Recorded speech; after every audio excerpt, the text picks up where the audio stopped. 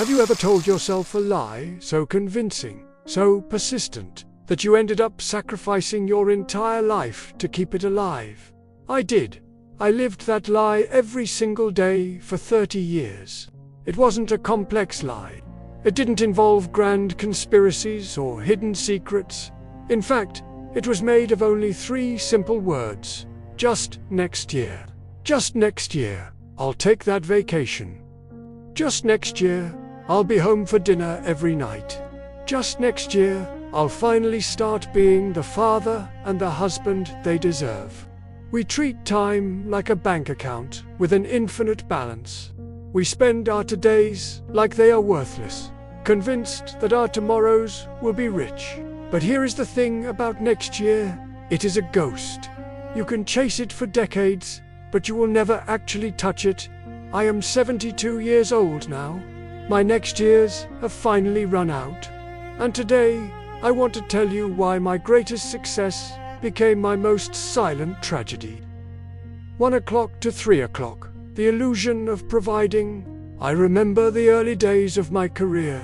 My daughter, Sarah, had just started school. I can still see her in that oversized uniform, carrying a backpack that seemed too heavy for her small shoulders. My wife, Alina, would often call me at the office around 7 p.m., her voice soft but hopeful, asking if I'd be home in time to hear about Sarah's day. And I would always give her the same answer. I'm so close to this promotion, Alina. Everything depends on this quarter. Just next year, I'll be there. I'll be the one walking her to the gates. I convinced myself that I was doing it for them. I believed that love was measured in the size of the house, the safety of the neighborhood, and the brand of the car. I thought that by working 16 hours a day, I was building a shield that would protect them from the world. But the shield I was building was actually a wall. Every time I chose a meeting over a bedtime story, I added another brick. Every time I promised a weekend getaway and then cancelled it for an urgent crisis at the firm, the mortar dried a little harder. I wasn't just building a future, I was trading my daughter's childhood for a corner office. I remember Sarah once brought me a drawing she had made in class. It was a picture of our family. There was her mother, herself, and even the dog. And then there was a small figure sitting at a desk in the far corner of the paper. That was me. She didn't draw me at the dinner table because, in her world, I didn't exist there. I looked at that drawing, felt a sharp pang of guilt, and immediately pushed it aside. I told myself, it's okay. She's young. She won't remember this when we're on that big vacation, ... Next year. The years didn't just pass, they evaporated. Sarah grew from a little girl with a backpack into a teenager with her own world, a world I was never invited into. I remember her 16th birthday.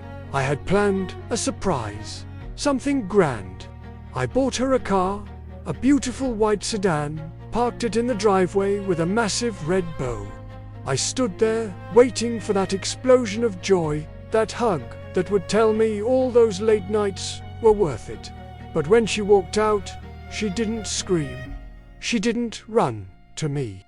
She just looked at the car, then at me, and said, "Thanks, Dad. It's nice." There was no anger in her voice.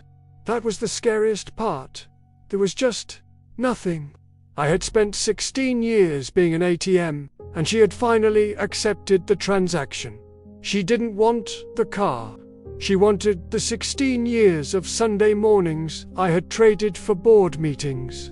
That night, I sat in my study, looking at my bank balance. It was higher than it had ever been. And yet, I felt like a man who had gone bankrupt. I told myself again, just 2 more years, until retirement. Then I'll make it up to them. I was still addicted to the lie. I missed her graduation because of a merger in London.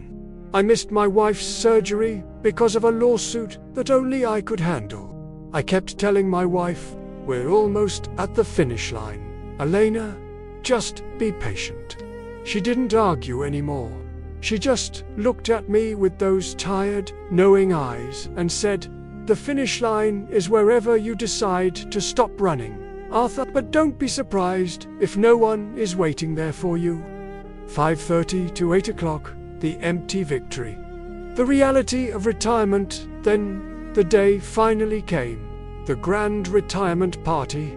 300 people stood up and cheered for me. They spoke about my visionary leadership, my unwavering work ethic, and the empire I had built. I walked out of that ballroom with a gold watch and a crystal trophy. I drove home, thinking, this is it. The lie is over. Now, I finally start living. I opened the front door, expecting a celebration. But the house was quiet. The only sound was the hum of the refrigerator.